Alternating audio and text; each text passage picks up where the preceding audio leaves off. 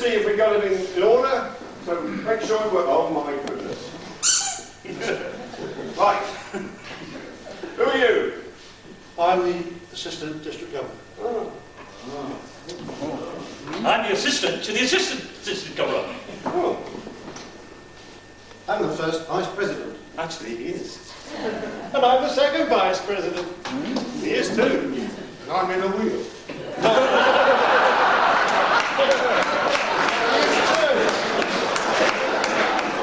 Stick to the script. Try again. I must be third Vice President. Oh, yeah. I'm fourth Vice President. Oh, right, don't tell me. You're supposed to be fifth. Yes. No, you're not. You're not. Wake up. I'm chairman of the tree planting party. So you worried that I wouldn't know the lines? Right, how are you? Rotarian. You're a Rotarian? That's no good. We've got a very important job to do here. You can't just be a Rotarian. I've been a Rotarian. No. That won't do at all. I know. You could be the assistant to the chairman of the chair planting committee. Tree planting committee. Chairman of the tree planting. Thank you very much. And me as well.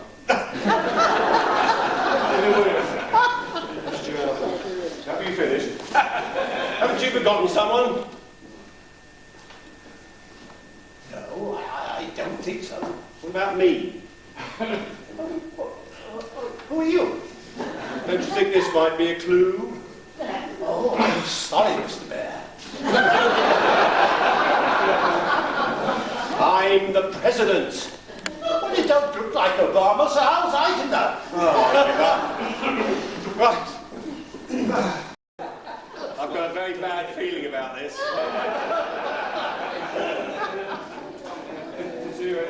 I'd better smarten up. The rule don't do that. Too late. Right, gentlemen, do come this way. Allow me to introduce the team. Here we are, the president of RA22, otherwise known as Ribeye. David Hodge, the district governor of something or other. Yes, Raoul? No, Spain. Spain, can we have a Spain, please? Spain, please. Spain, please. Spain, please. Spain, please.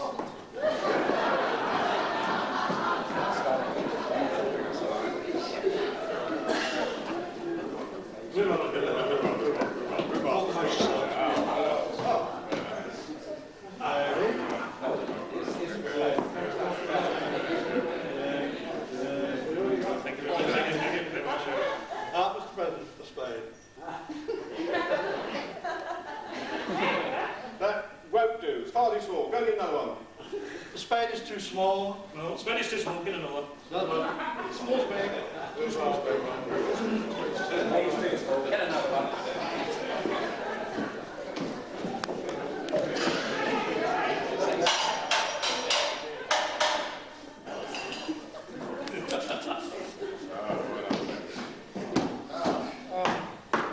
Spain. This is Spain. Spain, that's better. Mr. President, Spain. My golly, it is too. Mr. President of RA22, would you like to take that? Do something Don't with lose it. it. Right. What have we forgotten? How about the tree?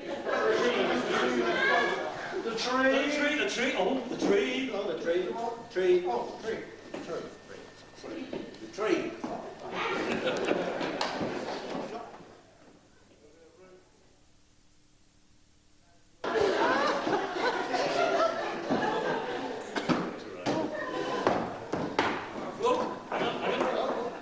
Steady. Steady. Remember your age, Dave. No. I'm very sorry. That's far too big. Take it away. We need a smaller one. The tree is too big. A Too big, smaller one, please. Can you buy?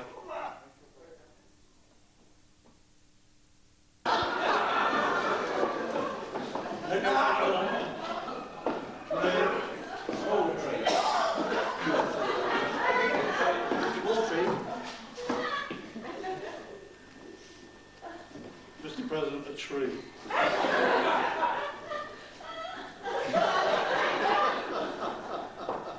ribeye president for Tree In there. Hooray! Well done. Oh, I'm worried what he's going to do with that. Great. Companions of nearly 60 years. Oh, Tommy. No, it's not Lydia.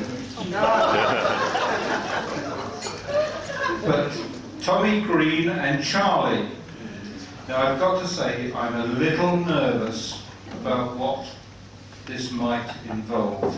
But let's just see.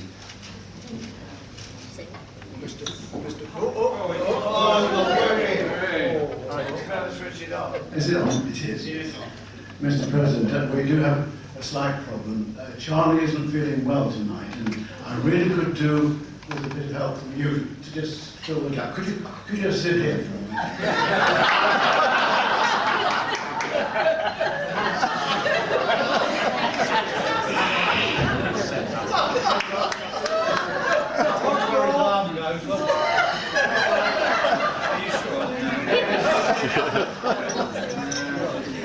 Let me wipe my nose.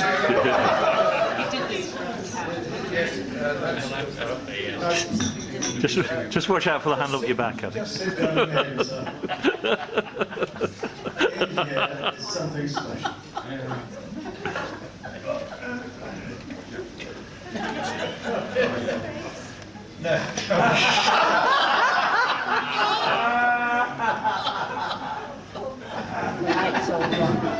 That's the start bit. I'm president, you know.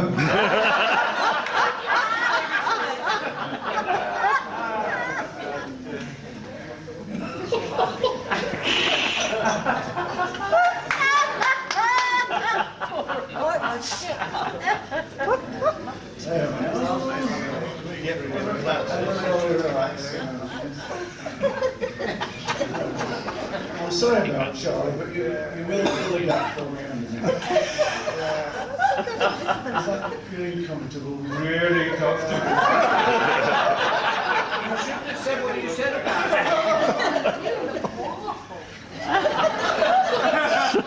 it. She just finishes off with the bowler. There we are. Now just keep still now, please. Perfectly still. And I'll just get Tommy, because he'll top the cake for us now.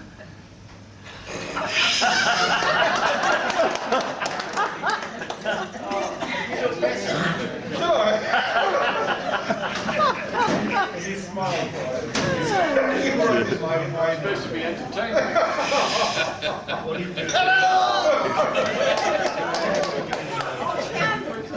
Hello, everybody. I'm here from the head office. Can you see my Rotary badge? Yes. I've got a special job to do. I've got a title.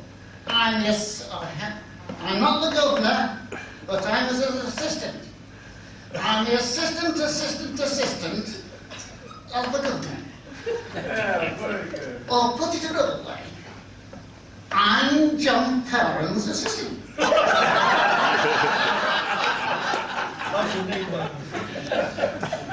Well, if you're John Parham's assistant, why isn't John Parham doing it? He's shy.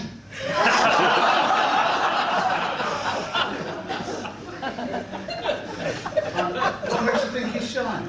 Shirley said he's shy. Don't we get it?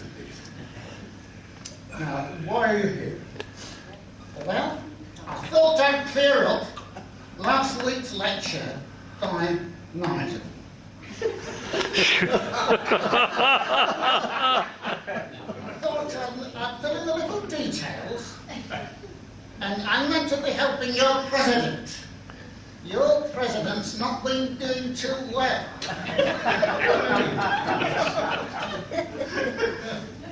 Sure.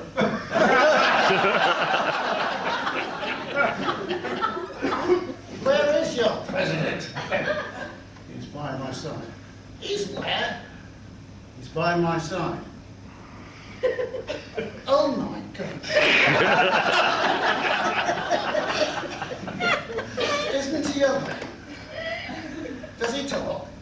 Charlie, you better just have a little word and see. Are you all right? Yes.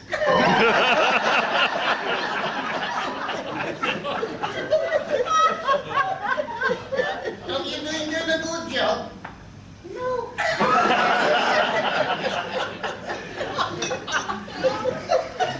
I'm sorry about the delay here.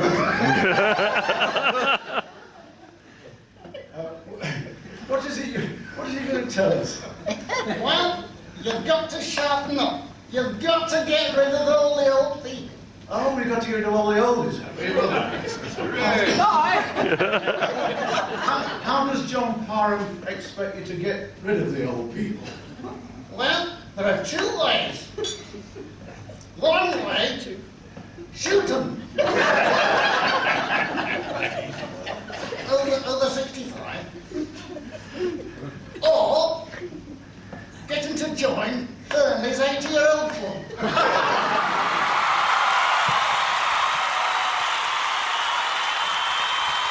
President Richard Hancock, you're in the hot seat now, so I think first of all, perhaps you could tell us actually how you and I met, because it wasn't under the ideal circumstances, was it? So do you want to tell us how we met first? This is really a silly story. About 7 years ago, a choir from Bayreuth were visiting Chichester, and several of us were asked to put up the people who were participating in that. And being, as you know, a possessor of more beds than perhaps others, we put up about 7 people. In respect of that, when we came to their final concert in the cathedral and went to occupy the seats which we had numbers for, we were told, "Oh no, you've been such a great help, come and sit in the front row." Well, we sat in the front row, and then 2 people who had those particular tickets came along and said, "You're sitting in our seats." So I looked behind in row B, and there were 2 or 3 empty seats there, so Annabelle and I moved to the row behind. And then another 5 minutes went past, and 3 people came along and said, "You're sitting in our seats." And it's rather like the 3 Bears, this, isn't it? And so we looked around, and we saw some more seats, right back probably, that corresponded with our seat numbers. And then the mayor and the mayoress came in, and they said, "It's despicable. You should sit in the front seat if you've been honoured in this way. They've been saving 2 seats for us. You sit where they put you." Thereupon, he and Lynn stood. So they brought out 2 extra chairs, so row A-1 were then put right in the front of everybody, almost in the choir. And I said to my wife after, "He seems a cheery sort of chap. If he wasn't mayor, we'd quite like to know him." And the rest you know. Right. So that's how we met, and I must admit, sitting in that front row, I could look up and I could see all the dental work that had been done on all the choir. So it was very good, by the way. It was a very nice thing. So it's quite an interesting picture.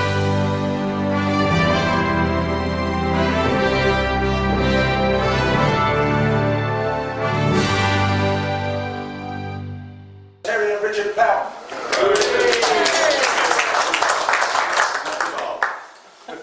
Now, in the red corner, we have a man whose skills in the dark arts of cross-examination and incisive interviewing have been honed throughout a long legal career. Please welcome past President Brian Bird.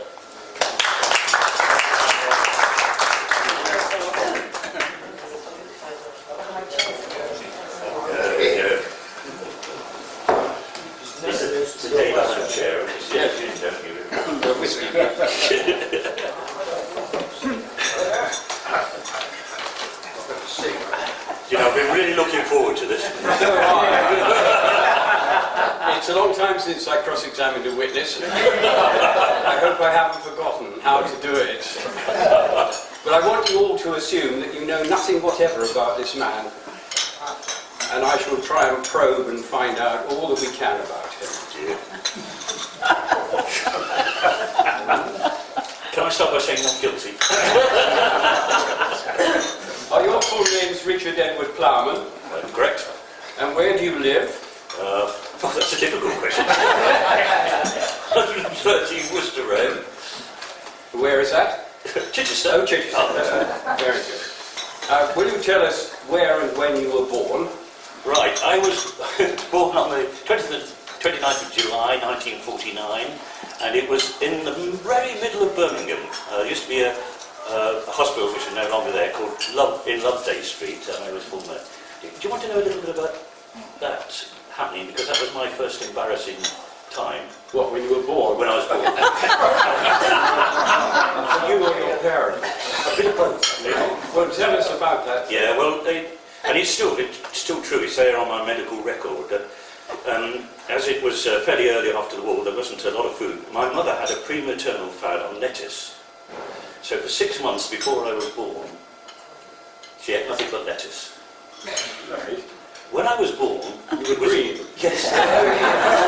It is actually noted on the thing. It said, if you've got a blue babies, haven't you, and everything, it said, noted, it says, this baby was a very pale green colour. Quite unusual, exclamation mark. That's on the medical record. Really? Yeah. So, something to be proud of. Yes, it is. On a very sunny day, I can photosynthesise.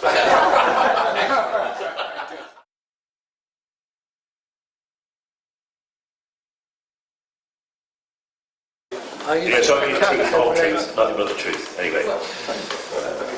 Well, I had a little chat with Cliff, and we talked over one or two things on the way here, but there's one or two very interesting things to find out about. No wonder I was nervous. Yeah. So we're going to start, because I think formative years are very important to people, and it's really to find out a little bit what makes you tick as a person, I think. So let's take us. So I'm going to ask you now one or two things, like you've had quite a very good life. I mean, good start, good family and education, good career, which seems to be taking purpose. Tell us a few sort of times when things haven't gone quite as well as they should have.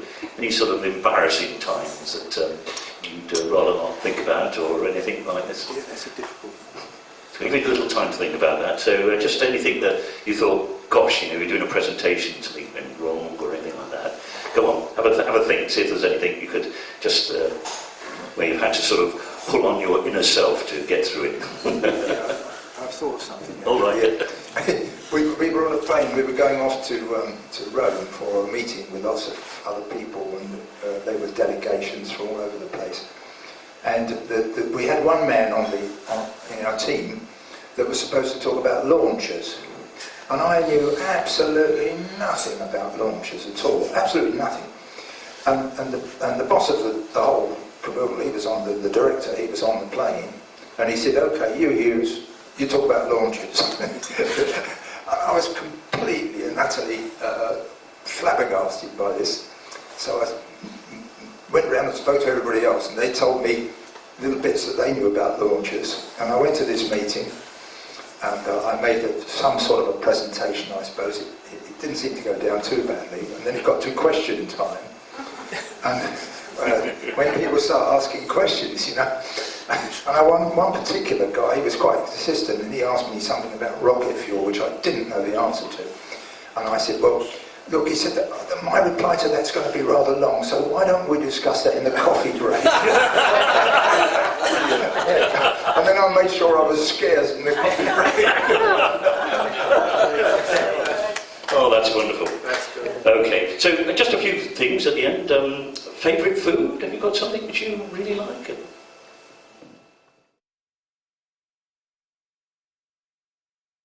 So welcome, Tim. And I think you've sort of taken to you as the Scarlet Pimpernel, I think.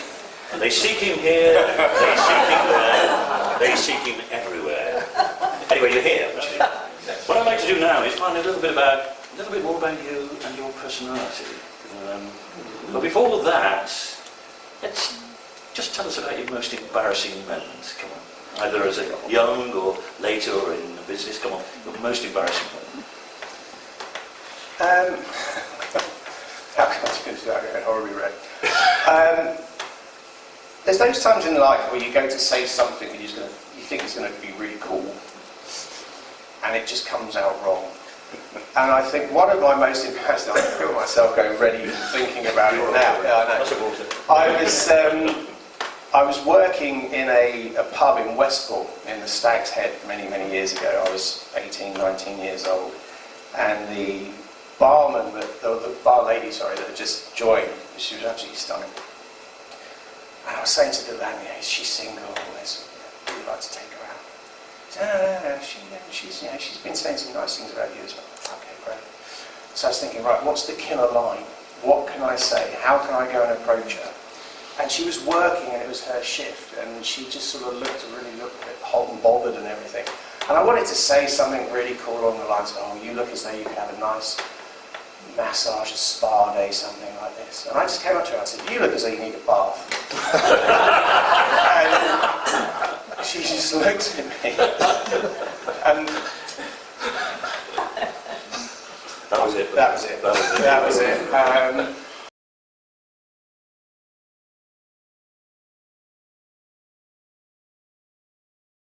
Which the whole of the club has been asking me ever since you joined. Did you ever have hair? When I was a baby, yes. Sorry. Yes, when I was very young, yes. It's quite hereditary in my family that the male side, they lose their hair within about 24 years old. My father lost his father, my grandfather. And it seems as though the history of our family on the male side emanates from Denmark. Ah. So it's wearing the horns that dislodges the hair. Well, we know what's going to be dressed up next President's evening, don't we? Anyway.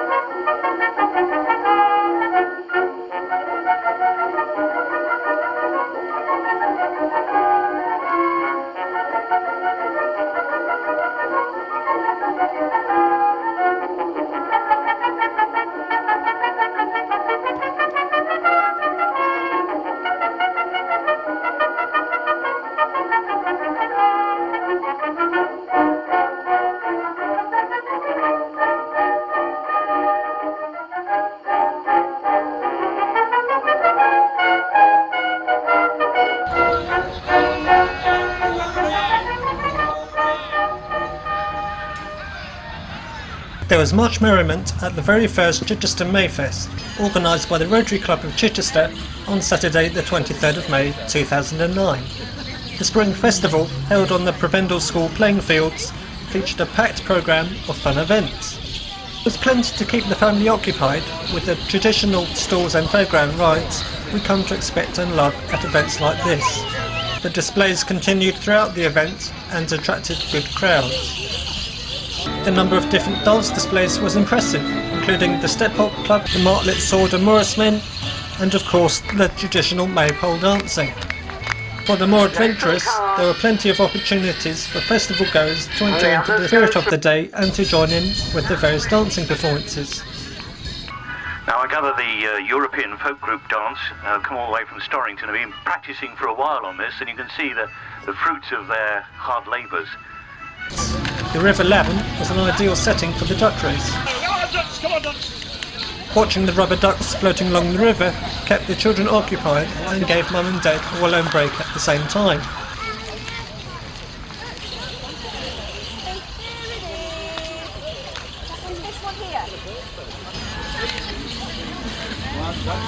Winning duck is number 153.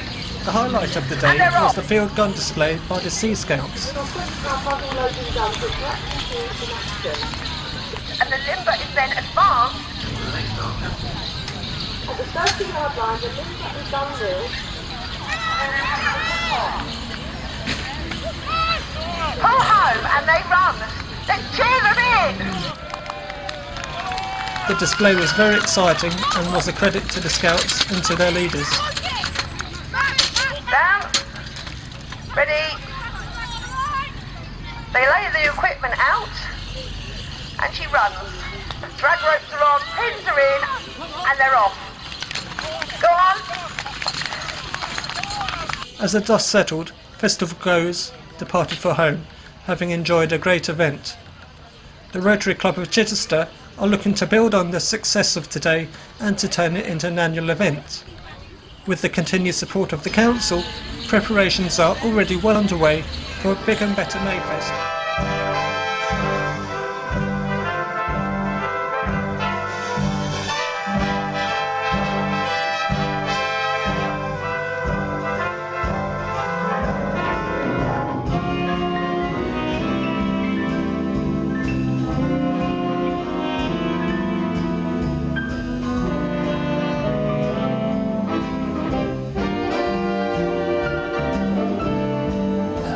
Now, you're moving now. You can turn the wheel around now.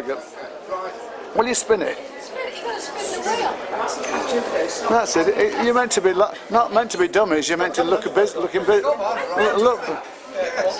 You're meant to be looking busy. All right. Nice.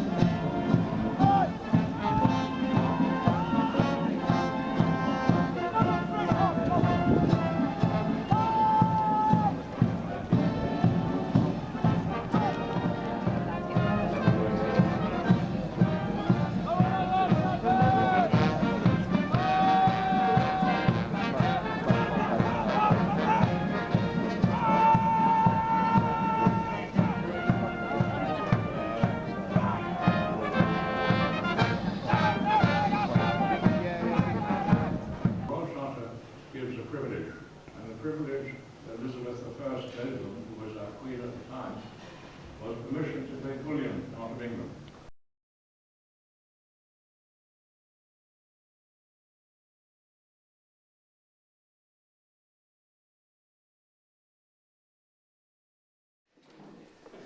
Evocative of an exotic emporium in Egypt,